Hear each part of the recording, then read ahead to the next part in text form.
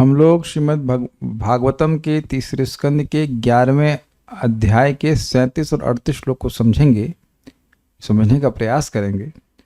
इसकी शुरुआत हो रही है यहाँ से 35 से। पूर्वस्यादौ परार्धस्य ब्राह्मो नाम महान भूत कल्पो यत्रा भवद ब्रह्मा शब्द ब्रह्मेति यम विदुः।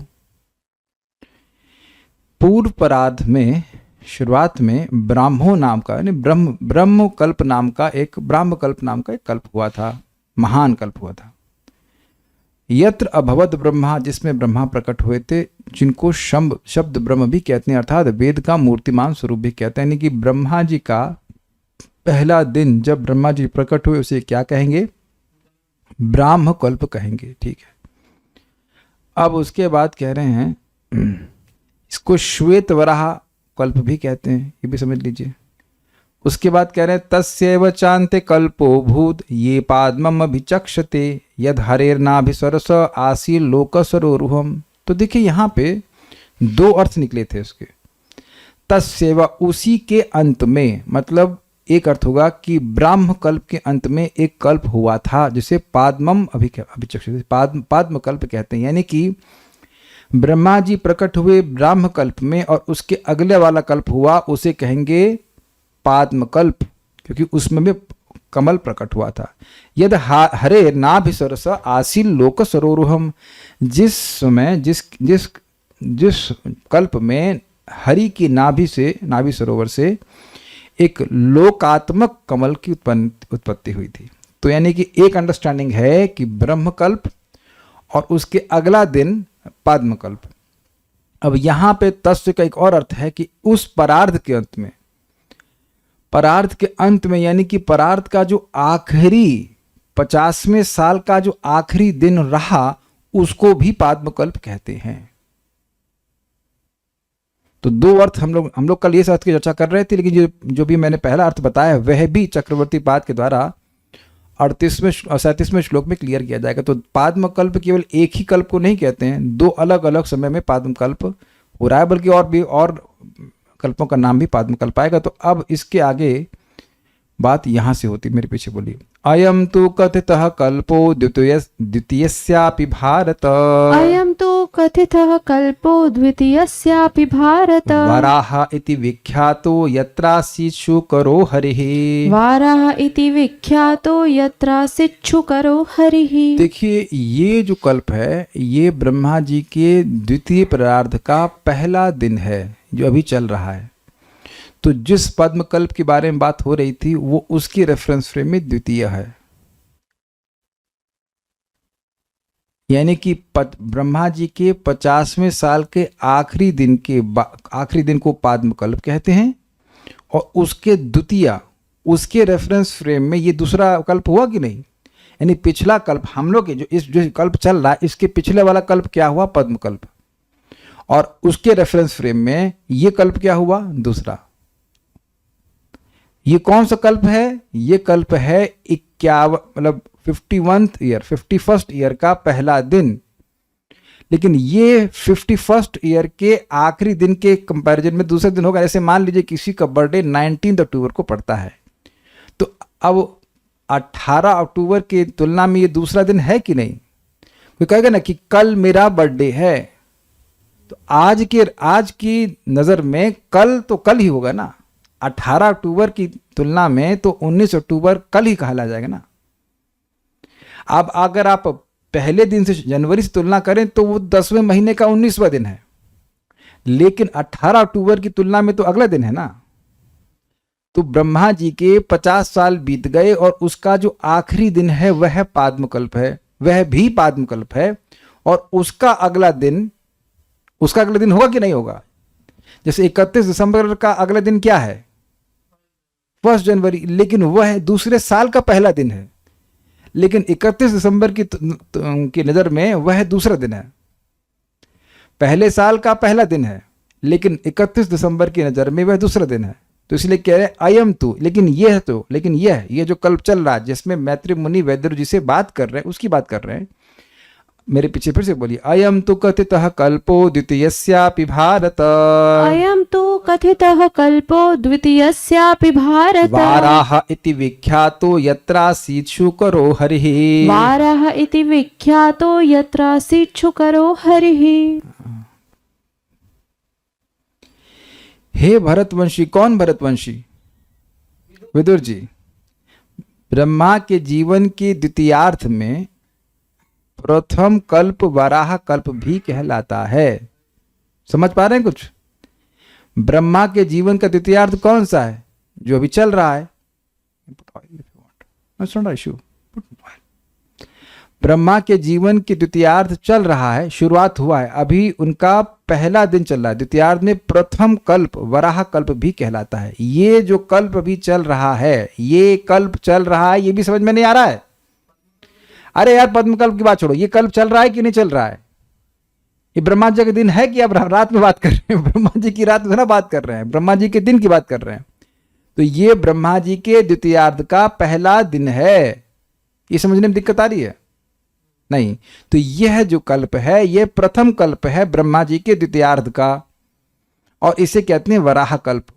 और ये पाद्म कल्प की तुलना में द्वितीय कल्प है, अर्थात ब्रह्मा जी के प्रथमार्ध का आखिरी कल्प था पाद्म कल्प, उसको भी पाद्म कल्प कहते हैं, और उसकी तुलना में यह द्वितीय कल्प है।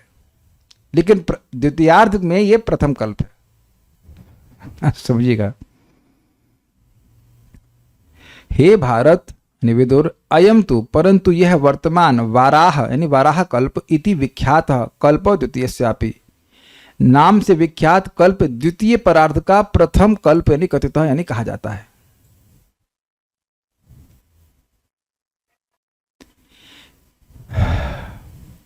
यत्र, जिस कल्प में हरि शुकर आसीत, भगवान विष्णु वराह मूर्ति धारण करके आविर्भूत हुए थे। सार्थ दर्शन देखिएगा। यह श्लोक ब्रह्मा के 51वें वर्ष के प्रथम दिवस का वर्णन करता है, जो उनके जीवन का द्वितीय भाग है। पहली लाइन क्लियर है? 51 साल के ब्रह्मा जी, उनका पहला दिन है अभी, और उसके वह उनके जीवन का द्वितीय भाग है और उसका पहला दिन है। क्लियर है? चलिए आपका नहीं क्लियर। चलिए फिर से बोल रहा हूं।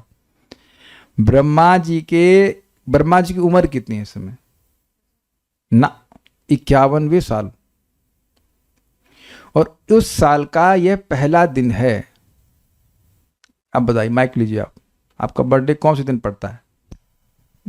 11 सितंबर। 11 सितंबर। तो 12 सितंबर क्या होगा? आपके बर्थडे के बाद का पहला दिन।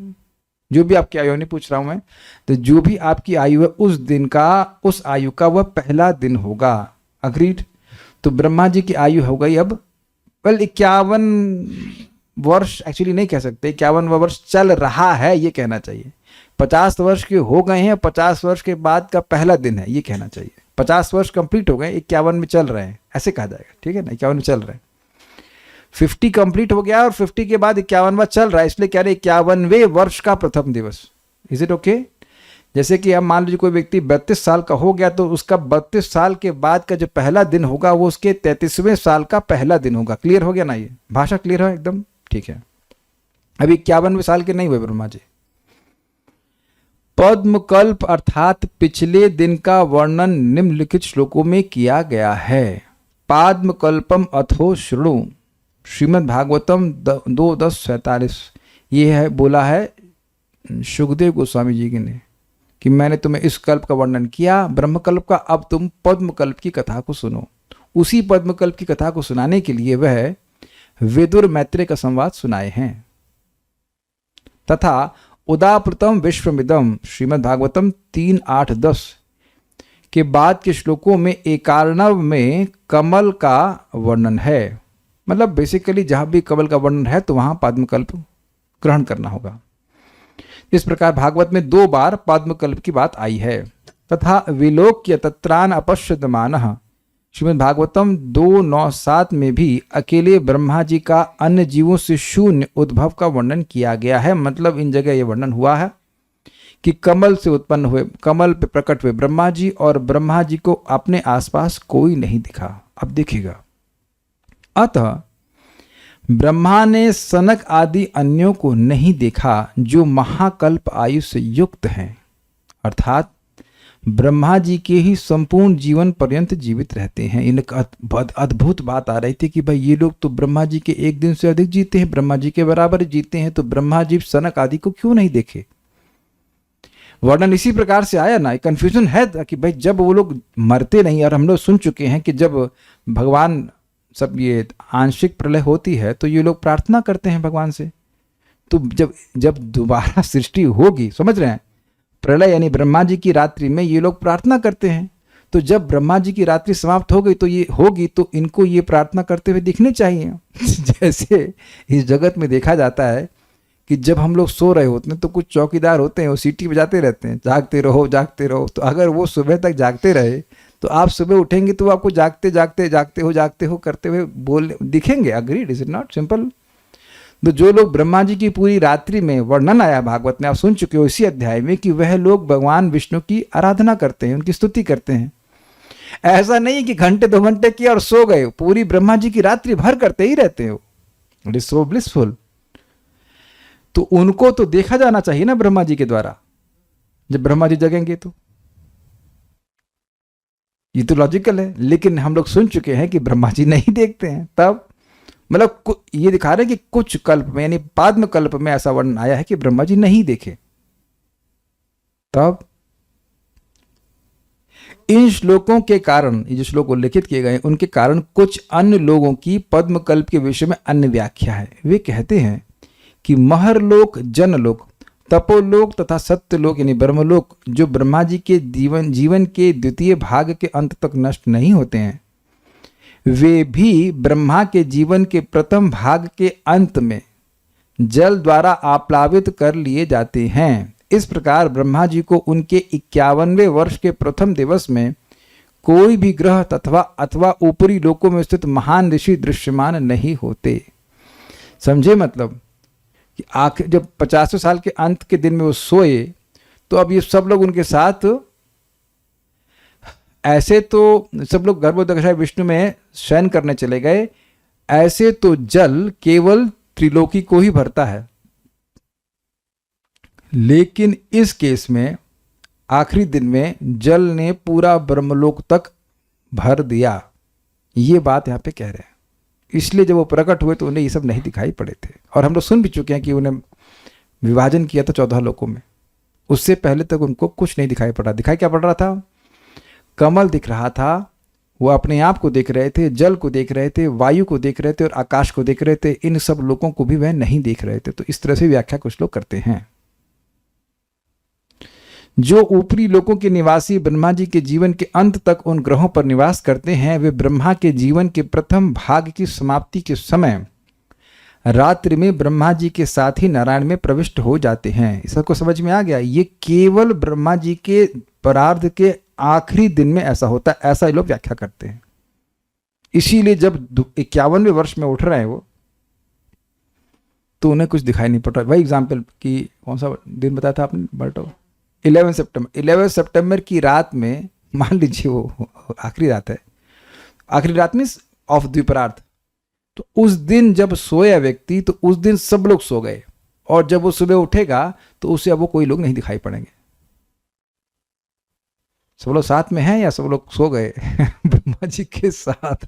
हमने बताया था ना कि ये श्लोक बड़ा ही इंटरेस्टिंग टीका है चक्रवर्ती पाद की। अब एक प्रश्न है कि ऐसे तो हर साल और दिन होता है, ब्रह्मा जी को हर दिन ही याद नहीं रहता है क्या? नहीं, ऐसा वर्णन नहीं है। जिस बात का वर्णन किया जा रहा है उस बात का एक्सप्लेनेशन दिया जा रहा है। बात दो बोली गई है। एक कि जब ब्रह्मा जी सो जाते हैं तो ये लोग जो है गुणगान करते रहते हैं, पूरी रात भर करते रहते हैं। और एक बात यह भी कही गई कि जब ब्रह्मा जी सुबह उठे तो उन्हें कोई नहीं दिखाई पड़ा। तो दोनों का समन्वय किया जा रहा है कि ऐसा हमेशा नहीं होता है कि ब्रह्मा जी जब उठते तो उन्हें कोई दिखाई नहीं पड़ता है। केवल पद्म कल्प में ऐसा वर्णन हुआ कि ब्रह्मा जी जब प्रकट हुए तो उन्हें कोई दिखाई नहीं पड़ा। और स्वाभाविक सी बात है कि ब्रह्म कल्प में भी ऐसा ही होगा, क्योंकि ब्रह्मा जी जब पहली बार सृष्टि हुए तब उसके बाद कोई सृष्टि हुई नहीं थी। आप समझ पा रहे हो? तो ये कह रहे हैं कि इससे समझना होगा कि जब ब्रह्मा जी का आखिरी दिन होता है पहले परार्ध का, उसमें सब लोग कहते हैं भैया बहुत दिन हम नॉन स्टॉप सेवा कर ली, अब थोड़ा हम भी सोए, शायद ऐसी भावना होती होगी, वो सब जा करके सो जाते। तो उस रात्रि में भगवान विष्णु की कोई स्तुति नहीं करता है। ये कहां लिखा, मतलब लिखा है सामने तो लिखा है, ब्रह्मा के जीवन के प्रथम भाग की समाप्ति के समय रात्रि में ब्रह्मा जी के साथ ही नारायण में प्रविष्ट हो जाते हैं। ये कहाँ लिखा का मतलब, अगर आप कहें, मैं पूछूं कि रात्रि में आप क्या जप नहीं कर रहे थे, तो कहेंगे मैं, अगर आप कहें कि मैं रात्रि में सो रहा था, तो मैं कहूं कि आप रात्रि में जप नहीं कर रहे थे, तो आप कहेंगे ये कैसे समझे आप, अरे भाई सो रहे हैं तो जप नहीं कर रहे हैं, सिंपल सी बात है कि नहीं। बड़ा मजेदार टीका है ये। तो ब्रह्मा जी तो हर दिन भगवान से ज्ञान प्राप्त करने के लिए ध्यान करते हैं। हम लोगों ने पद्म कल्प की कथा सुनी है, उसको जनरलाइज मत कीजिए। द्वितीय भाग का अर्थ अगला दिन है, रात्रि, दिन है या रात्रि। द्वितीय भाग का मतलब समझने का प्रयास कीजिए। जो यहां बात आ रही टीका में, प्रथम भाग का अंत हो गया है और द्वितीय भाग मतलब द्विपरार्ध की शुरुआत हो गई है, दूसरे परार्ध की शुरुआत हो गई, 51वें वर्ष की शुरुआत हो गई है, उसके पहले दिन की बात हो रही है। तो उससे पहला वाला दिन है, उसको पाद्मकल्प कह रहे हैं। और उसमें ब्रह्मा जी जब उठते हैं, उसके बाद उठते हैं, जैसे भी कह लीजिए, उसमें उठते हैं तो ऐसा लगता है कि उसमें सब कोई नहीं वहां पे। वे अन्य विद्वान कहते हैं कि ब्रह्मा जी के जीवन के द्वितीय भाग के प्रथम दिन, जबकि ब्रह्मा जी मात्र कमल पर प्रकट हुए हैं और किसी अन्य ग्रह और कोई अन्य ग्रह एवं ऋषि नहीं दिख रहे हैं, को श्वेत वराह अथवा पद्मकल्प कहा जाता है।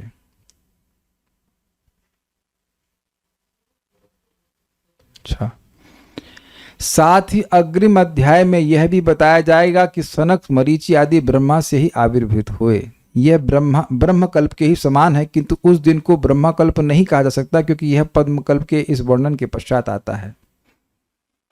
समझे? ब्रह्मकल्प में ब्रह्मा जी की सृष्टि हुई और उनसे उनके बेटे सृष्टि हुए।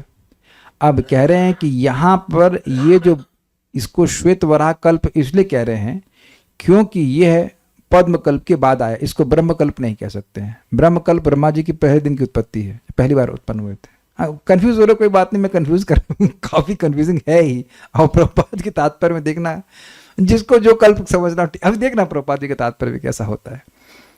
इस अध्याय के श्लोक 36 में पद्मकल्प का वर्णन करते हुए प्रयुक्त अंत्य शब्द का अर्थ पूर्व दिन के अंत में हो सकता है। अतः ब्रह्मा जी के जन्म के बाद के द्वितीय दिवस को पद्मकल्प कहा जा सकता है। मतलब अगर आप पिछले श्लोक को देखेंगे तो उसमें लिखा है कि, क्या लिखा है फिर से देख लेते हैं।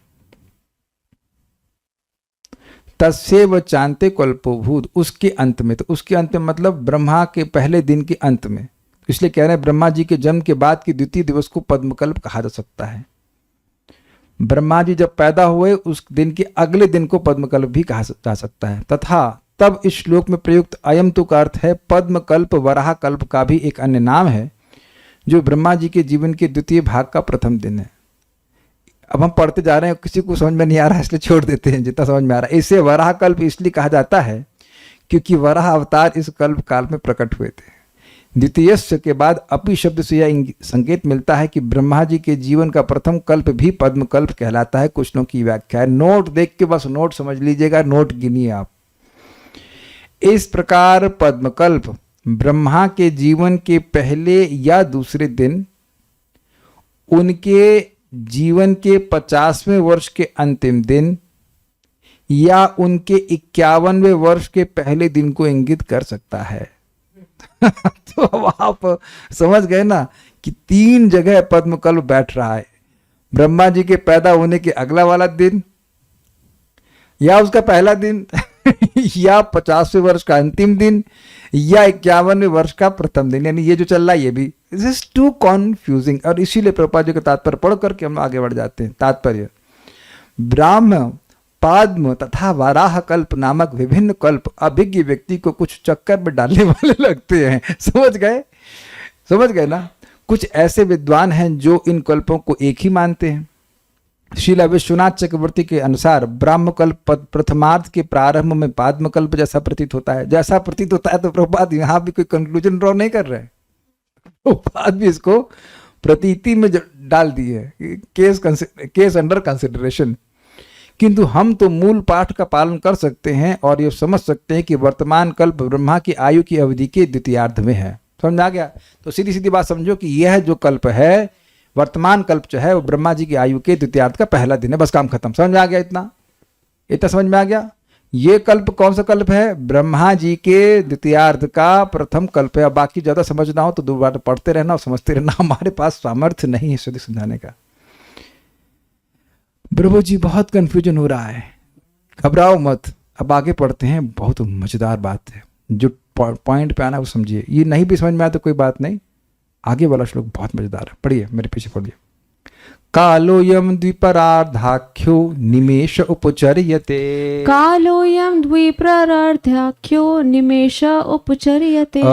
अव्याकृतस्यानन्तस्य हीनादे जगदात्मनः। अव्याकृतस्यानन्तस्य हीनादेर्जगतात्मनः। कालोऽयं द्विपरार्धाख्यो निमेष उपचर्यते। कालोऽयं द्विपरार्धाख्यो निमेष उपचर्यते। अव्याकृतस्यानन्तस्य हीनादेर्जगदात्मनः। अव्याकृतस्यानन्तस्य हीनादेर्जगतात्मनः। कालोऽयं द्विपरार्धाख्यो निमेष उपचर्यते। कालोऽयं द्विपरार्धाख्यो निमेष उपचर्यते। अव्याकृतस्यानन्तस्य हीनादेर्जगदात्मनः। अव्याकृतस्यानन्तस्य हीनादेर्जगदात्मनः। बोलिए। कालोऽयं द्विपरार्धाख्यो निमेष उपचर्यते। कालोऽयं द्विपरार्धाख्यो निमेष उपचर्यते। अव्याकृतस्यानन्तस्य हीनादेर्जगदात्मनः। अव्याकृतस्यानन्तस्य हीनादेर्जगदात्मनः। बहुत अच्छा श्लोक है। जैसा कि ऊपर कहा जा चुका है, ब्रह्मा के जीवन के दो भागों की अवधि भगवान के लिए एक निमिष अर्थात 1 सेकंड से भी कम के बराबर परिगणित की जाती है। भगवान अपरिवर्तनीय तथा असीम है और ब्रह्मांड के समस्त कारणों के कारण है। अब ये सब बातें बिल्कुल डिसजॉइंटेड लग रही हैं। ये कहां से आ गई बात? हम इसकी लिंक को ही पढ़ लेते हैं श्री स्वामी की टीका से। इस तरह काल रूपी साधन के द्वारा सृज्य जीवों की आयु के परिमाण को बतलाकर काल की सीमा से रहित परमात्म तत्व का वर्णन मैत्रेय महर्षि 5 श्लोकों से करते हैं। देखिए बात क्या है। हम लोगों की आयु का वर्णन किया गया, पितरों की आयु का वर्णन किया गया, परम आयु का, और देवताओं का और ब्रह्मा जी का, और ब्रह्मा जी के समान ही जीने वाले सभी जीवों की आयु का वर्णन किया गया। तो इस श्लोक में यहां बताया जा रहा है कि कैसे भगवान स्वयं काल की परिधि से परे हैं, और हमें कोई अंदाज दिया जा रहा है कि देखो ब्रह्मा जी का जो द्विपरार्ध का समय है वो भगवान के लिए 1 सेकंड से भी कम है, एक निमिष है। अब हम गलती क्या करेंगे इस श्लोक की अंडरस्टैंडिंग में? अच्छा, हमको यह समझ में आ गया कि भगवान का 1 निमिष कितना है। भाई 1 सेकंड से कम है, आपने पहले इसको चर्चा कर लिया था कि निमिष कितना होता है। तो वह ब्रह्मा जी की परम आयु भगवान की 1 निमिष के बराबर है। तो इससे अब आप कैलकुलेट करेंगे कि भगवान भी तो 100 साल जीते हैं ना भाई। आप समझ रहे हैं बात? हम लोगों की आयु के नापने के द्वारा आप पितरों की आयु की नाप लेते हैं। पितरों का 1 दिन और रात हमारे 1 महीने के बराबर है, तो उनकी 100 साल आप कितने होते गिन लीजिए। उसी तरह से अब देवताओं की आयु गिन लीजिए, और उसी तरह से आप ब्रह्मा जी की आयु को भी एग्जैक्ट गिन सकते हो। तो अगर ये कह दिया जाए कि भगवान का 1 निमिष, मैं लेट से 0.5 सेकंड, एक अंदाज दे रहा हूं, मान लीजिए भगवान का 1.5 सेकंड द्विपरार्थ के बराबर है, तो अब 1 सेकंड कितना हो गया? 4 परार्थ के बराबर। तो आप कैलकुलेट कर लेंगे ना कि 1 घंटा कितने के बराबर हुआ? और अब एक दिन कितने के बराबर हुआ और एक साल कितने के बराबर हुआ और भगवान 100 साल जीते हैं, ऐसी धारणा नहीं करनी चाहिए, समझे। ये केवल एक अंदाज देने के लिए बोला जा रहा है, अन्यथा भगवान की आयु कितनी है, शाश्वत है, अनादि है, अनंत है, समझे। बड़ा गंभीर श्लोक है ये। इसी बात को समझाने के लिए आगे ये 5 श्लोक बोल रहे हैं कि जैसे आपने और मैंने ब्रह्मा जी की आयु कैलकुलेट करने का प्रयास किया, ऐसे कोई गलती भगवान के संबंध में ना करे। केवल एक अंदाज देने के लिए कि जो चीज असीमित है उसकी तुलना में कितनी भी सीमित वस्तु है वह नगण्य ही है। तो भगवान की आयु लिटरली असीमित है। तो केवल उपचार मात्र के लिए ऐसा कहा जाता है, कहने के लिए कहा जाता है, समझे बात। उपचार मतलब खाली कहने के लिए कहा जाता है कि ब्रह्मा जी की पूरी आयु भगवान के लिए 1 सेकंड से भी कम है, लेकिन इसको लिटरली नहीं लेना चाहिए, समझे। लिटरली मतलब इसको यथावत नहीं लेना चाहिए कि भगवान का 1/2 सेकंड जो है वाकई वो ब्रह्मा जी के द्विपरार्थ के समय है। क्या भाव समझ पा रहे हैं श्लोक का आप लोग? ओके, सो हम आगे पढ़ते हैं। अन्वय, अयम द्विपरार्धाख्य, यह जो 2 परार्धों का काल है, द्विपरार्थ के रूप में जो विख्यात काल है, बहुत लंबा काल है, वह अव्याकृतस्य, अव्याकृत का मतलब होता है जो काल के द्वारा परिवर्तित नहीं होते, इसलिए कह रहे हैं अपरिवर्तित। अनंतस्य, अनंत, अनादि मतलब अनादि, जगत आत्मना, जगत की आत्मा अर्थात भगवान का निमिष उपचर्य, 1 क्षण से भी कम माना जाता है। 1 क्षण से भी कम है ये नहीं कह रहे हैं, माना जाता है, एक अंदाज दे दिया जाता है, ठीक है, ये बात बोल रहे हैं। कालो अयम द्विपरार्धाख्यो, अयम काला, यह काल जो द्विपरार्ध के रूप में विख्यात है, वह निमेष के रूप में उपचर्य थे। इसका उपचार एक भगवान के एक निमेष के रूप में करा जाता है, मतलब एक भगवान की ब्लिंक ऑफ आई से कहते हैं, आंखों के झपकने को एक निमिष कहा जाता है, उसके समय को। तो ये मान लिया जाता है कि ये भगवान के एक बार आंख झपकाने जैसा है, द्विपरार्ध का समय। किसका? अव्याकृतस्य, जो काल के द्वारा अपरिवर्तित रहते हैं। अनंतस्य, क्योंकि वो अनंत हैं। ही, निश्चित ही वे अनादि हैं और जगत के आत्मा है, परमात्मा है। श्रीधरी, तो हम फिर से पढ़ते हैं, अब समझ में आ रहा होगा। इस तरह काल रूपी साधन के द्वारा सृज्य जीवों की आयु के परिमाण को बतलाकर काल की सीमा से रहित परमात्म तत्व का वर्णन मैत्री महर्षि 5 श्लोकों से करते हैं।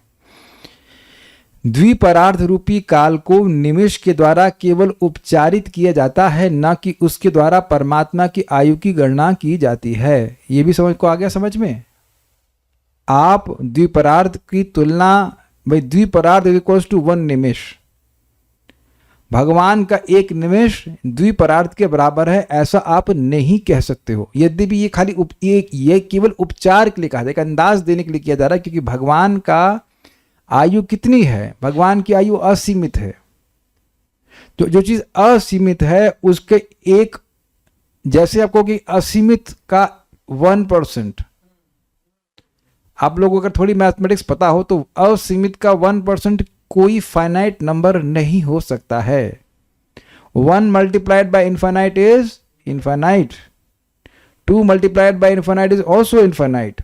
ये इन्फिनिटी का गुण है विशेष रूप से, इसलिए इन्फिनिटी इंटू 0 इज इनडिस्क्राइबेबल, समझे? इन्फिनिटी 0 क्या मतलब होता है? किसी चीज को आप 0 से मल्टीप्लाई करेंगे 0 कर देगा, तो इनफाइनाइट इंटू 0, नो आंसर। तो अब आप थोड़ा, क्या ये मैथमेटिक्स समझ में आ रही है कि नहीं आ रही है? तो अगर हम भगवान की आयु का 1 निमिष करें, 1 निमिष को आप तुलना कैसे करेंगे? एक घंटे को इतने भाग से डिवाइड कर दीजिए, यही तो 1 निमिष का अर्थ हुआ ना। मान लीजिए आपको अपनी आयु के द्वारा 1 निमिष कैलकुलेट करना है, तो लेट्स से आप 20 साल के हैं, तो 20 साल को एक बड़ी संख्या से डिवाइड कर देंगे तो 1 निमिष आ जाएगा। इतनी मैथ समझ रहे ना मैथ? तो भगवान की आयु ऊपर है इन्फिनिटी। तो अगर आप उसकी एक निमिष कैलकुलेट करना चाहें तो कैलकुलेट कर ही नहीं सकते, क्योंकि infinite divided by any number is also infinite. Mathematics में कमजोर तो नहीं ना लोग बाग, समझ में आ रहा है ना मेरी बात? तो अब आप समझ रहे हैं कि जब ये कह दिया गया कि ब्रह्मा जी की जो आयु है द्विपरार्ध, जो कि कुछ करोड़ों अरब जितने भी साल, करोड़ तो नहीं अरबों में जा रहा है, तब भी वह भगवान के एक निमिष के बराबर है। तो ये केवल उपचार मात्र है, खाली कहने के लिए बोला जा रहा है, एक अंदाज देने के लिए बोला जा रहा है कि भगवान की आयु बहुत लंबी है, जबकि वस्तुतः भगवान की आयु असीमित है। क्लियर हुआ? इसलिए बैक कैलकुलेट आप नहीं कर पाओगे कि भगवान की आयु इतनी है, जैसे कि हमने ब्रह्मा जी की आयु को बैक कैलकुलेट किया था अपनी आयु के द्वारा। ऐसे ब्रह्मा जी की आयु से हम भगवान की आयु को कैलकुलेट क्यों नहीं कर सकते? क्योंकि वो अनंत है। आई थिंक अब तो उससे अधिक हम समझा नहीं सकते, बात समझ में आ गई होगी।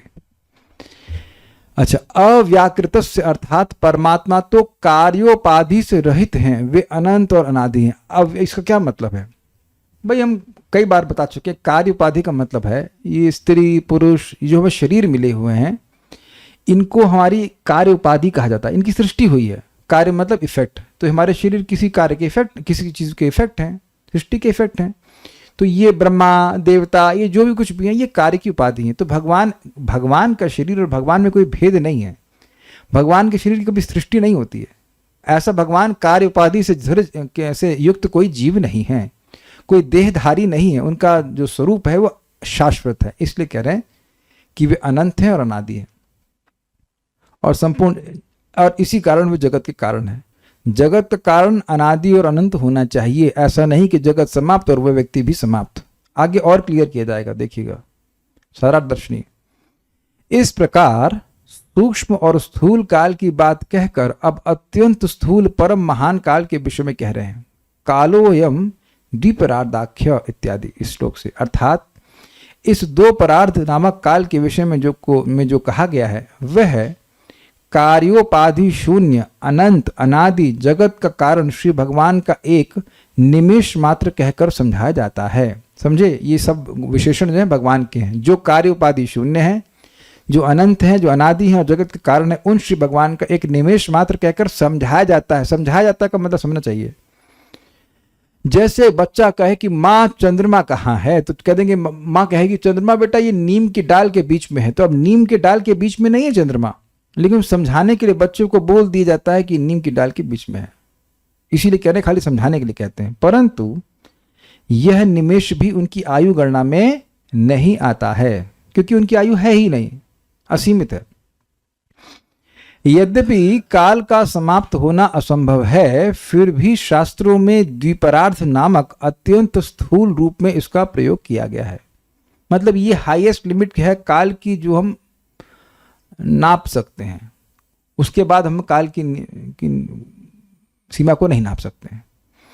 परंतु वह द्विपरार्ध नामक काल भी जगत के कारण परमेश्वर के केवल एक निमिष मात्र के रूप में माना गया है। यदि आप कहें, देखिए क्या इस प्रकार निमिष आदि के क्रम से परमेश्वर की भी परमायु की गणना की जाती है? प्रश्न समझे आप? क्या इसी प्रकार से हम काउंट कर लेंगे, अच्छा निमिष इतना लंबा है तो इनके 100 साल इतने लंबे होंगे और 100 साल के भगवान जीते होंगे? इसके उत्तर में जीव को काटते हुए कहते हैं, ये समझे? ऐसा कहां बोल दिया? मतलब जीव काटने का मतलब है कि व्यक्ति वो मतलब अरे ऐसा नहीं कहते, ऐसा नहीं कहते, जीव काटने का मतलब अरे ऐसा नहीं कहते। हाँ ठीक है, नहीं कभी नहीं। कुछ स्थलों पर इसे परमेश्वर का निमिष मात्र काल कहकर ही अभिव्यक्त किया गया है, बस इतना ही। मतलब ये समझाने के लिए कहा, इससे ज्यादा मत बोलो, ऐसा नहीं बोलते, ऐसा नहीं बोलता, चुप ऐसा नहीं बोलते, ठीक है। जैसे ब्रह्म संहिता आदि ग्रंथों में कहा गया है कि ब्रह्मा का जीवन काल महाविष्णु की एक श्वास तक रहता है। तो आप सोचेगा हाँ श्वास में 2-3 सेकंड लगती होंगे, तो नहीं, ब्रह्मा जी एक भगवान विष्णु के 2-3 सेकंड तक जीते होंगे। तो हाँ आप कैलकुलेट कर लेंगे भगवान कितने साल जीते हैं। तो यहाँ पे बोल रहे हैं कि जैसे ब्रह्म संहिता में भी एक अंदाज दिया गया कि एक निश्वास के लिए भगवान के ब्रह्मा जी जीते हैं, उससे भी आप अंदाजा मत लगाओ कि भगवान महाविष्णु कब तक रहते हैं। निश्वस्त काल मथावलंब्य जीवंति लोम विलजा जगदंड नाथा, अर्थात भगवान के रोम कूपों से उत्पन्न होने वाले ब्रह्मा भगवान की एक श्वास के लिए जीवित रहते हैं। इस प्रकार ब्रह्मा का जीवन काल भगवान के लिए एक पल भी नहीं बल्कि केवल उनकी एक श्वास मात्र है। इस प्रकार कुछ स्थलों पर निश्वास यह केवल रूपक है, परंतु वस्तुतः निवेश भी उनकी आयु गणना में नहीं आता। समझे आप बात? रूपक मतलब एक, रूपक को क्या बोलते हैं उसको, ये ऐसा है बोल देते हैं। इसका मतलब इस मान लीजिए कहे कि वह शेर जैसा है, तो शेर है वो, बब्बर शेर बन गया। तो एक रूपक बिठाया गया है, एक तुलनात्मक रूप से कहा गया कि भगवान की जितनी सांस होती है उतने समय तक ब्रह्मा जी की आयु रहती है। लेकिन ये बात केवल समझाने के लिए, जैसे मैंने आपको बताया, वो शाखा चंद्र न्याय के अनुसार ऐसा नहीं है कि वास्तविक रूप से ऐसा है। इसका कारण बताते हैं, ऐसा क्यों होता है? क्योंकि वे अव्याकृत हैं, अर्थात काल जन्य विकारों से रहित हैं। उनमें काल का कोई प्रभाव है ही नहीं भगवान में। जो चीज काल के प्रभाव में है, द्विपरार्ध ये काल का प्रभाव सूचित कर रहा है कि नहीं? ब्रह्मा जी के दिन जो कुछ भी है, तो इसमें काल का प्रभाव हो रहा है ना।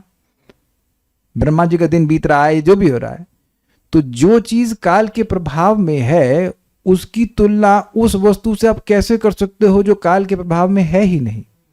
जैसे मैं यानी मेरी आयु और पितरों की आयु की तुलना आप क्यों कर सकते हैं? बताइए, माइक पे बताइए कि पितरों की आयु की तुलना आप अपनी आयु से कैसे कर सकती हो और क्यों कर सकती हो? पितरों की आयु कितनी होती है? पितरों का दिन कितना होता है? महीने के बराबर। हमारे एक महीने के बराबर, उनका दिन और रात। तो क्योंकि वह भी काल के प्रभाव के अंतर्गत हैं, इसलिए आप तुलना कर सकते हो। बेसिकली बहुत सिंपल सी बात है, क्योंकि लिमिटेड वस्तुओं की तुलना कर सकते हैं, मल्टीप्लाई करते चले जाइए। लेकिन किसी भी लिमिटेड वस्तु की, सीमित वस्तु की तुलना असीमित वस्तु से किसी भी फैक्टर के मल्टीप्लिकेशन से नहीं की जा सकती। बस सिंपल समझ में आ गया। मैथमेटिक्स अगर ठीक से पढ़ी है तो बिल्कुल अब आपको सारी इक्वेशंस क्लियर हो रही होंगी। अच्छा, क्यों विकारों से रहित हैं? तो इसके बारे में कारण बताते हैं कि वह क्यों विकारों से रहित हैं, क्योंकि वे अनंत हैं और अनादि हैं। उनकी कोई शुरुआत ही नहीं है। काल किसी पर प्रभाव तब डालेगा जिसकी शुरुआत हो, और अगर कोई वस्तु अनंत है तो भी वह काल के बाहर चली गई। तो भगवान क्योंकि अनादि और अनंत है, इसलिए स्पष्ट समझना होगा कि वह काल की सीमा के परिधि के बाहर है। ठीक, अर्थात काल परिच्छेद से परे, यह अर्थ है। काल परिच्छेद मतलब काल की लिमिट। जैसे हमारा देह काल की बिल्कुल परिच्छेद लिमिट में ही है, लेकिन हम लोग की भक्ति काल के परिच्छेद में नहीं है। Is it not? जो अब आपने नाम जप किया है, भागवत श्रवण किया, प्रसाद खाया, जो भी भक्ति करी है वह शाश्वत है। तो बताइए, जब आपकी भक्ति इस प्रकार से है तो भगवान का तो फिर कहना ही क्या। आप जानते हैं ना कितनी इंटरेस्टिंग बात है। यहां पे भी भक्ति के जो कार्य किए जा रहे हैं वह काल की परिधि के परे हैं। काश ये बात हम लोग याद रख सकते, हम लोग रखें याद। तो हर क्षण कितना महत्वपूर्ण है। हर क्षण जो भक्ति में किया जा रहा है वह काल के परे है। This is amazing, this is really amazing. Anyways, तो हम बात कर रहे हैं ये काल के परिच्छेद के बाहर है। इसका कारण यह है क्योंकि वे जगत की आत्मा है, अर्थात काल आदि समस्त जगत के कारण है। कहने का मतलब है कि वो सबके आत्मा है और काल के भी आत्मा है, काल के भी कारण वही हैं। तो जो कार्य है वो कारण पे प्रभाव नहीं डाल सकता है। पृथ्वी से मिट्टी के घड़े आते हैं, मिट्टी के घड़े से पृथ्वी नहीं आती है। समझे? काल भगवान की शक्ति है, काल के कारण भी भगवान है। सर्व कारण कारणम।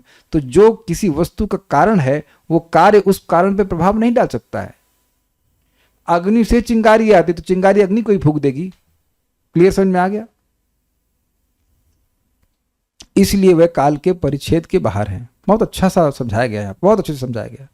तात्पर्य, महर्षि मैत्रेय ने काल के विभिन्न मापों का परमाणु से लेकर ब्रह्मा की आयु की अवधि तक पर्याप्त विवरण दिया है। अब वे अनंत भगवान के काल का कुछ अनुमान प्रस्तुत करने का प्रयास कर रहे हैं।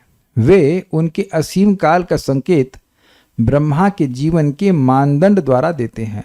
संकेत दिया जा रहा है, इक्वेशन नहीं बिठाई जा रही है। संकेत, शाखा चंद्र न्याय। ब्रह्मा की पूरी आयु की गणना भगवान के काल के 1 सेकंड से भी कम है और वह ब्रह्म संहिता में इस प्रकार बतलाई गई है।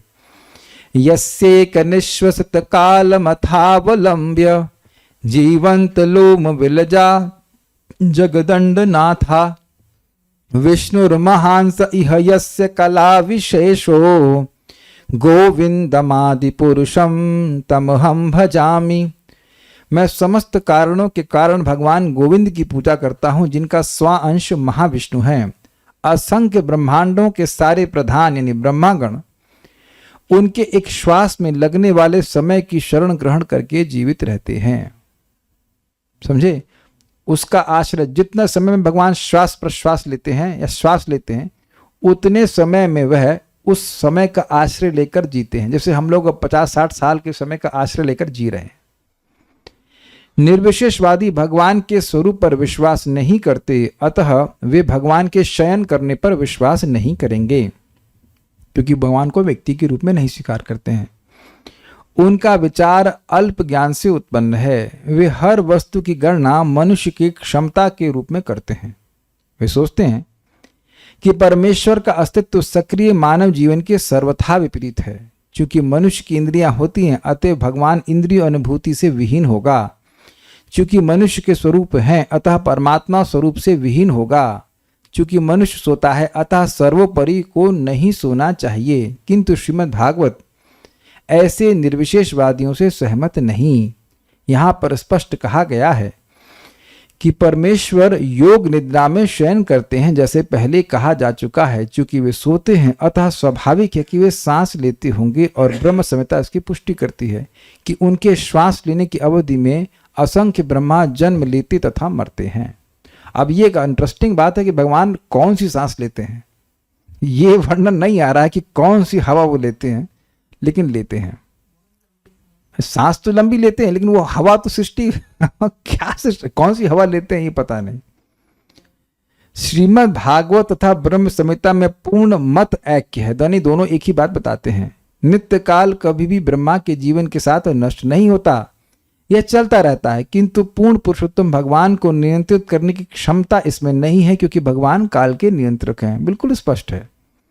आध्यात्मिक जगत में काल तो निसंदेह है, किंतु कार्यकलापों पर उसका नियंत्रण नहीं होता। यानी कुछ लोग कह देते हैं गलती से कि आध्यात्मिक जगत में काल नहीं है, लेकिन ऐसा नहीं है। वहां पे काल का नियंत्रण नहीं है। काल वहां पे सेवक के रूप में कार्य करता है। भगवान अगर चाहेंगे कि लीला लंबी चले तो काल उस प्रकार से चलता है, चाहेंगे लीला छोटी हो या जो भी हो, जिस तरह से चाहेंगे वैसे ही वो कार्य करता है, सेवक के रूप में है। काल असीम है और आध्यात्मिक जगत भी असीम है, क्योंकि वहां पर हर वस्तु परम स्तर पर विद्यमान रहती है। तो ये सब बातें यहाँ पे हैं। और कुछ है? नहीं, कोई प्रश्न नहीं है। तो उम्मीद है कि कुछ नहीं समझ में आया होगा। अच्छा, मुझे समझ में नहीं आया पूरी तरह से कौन सा कल्प।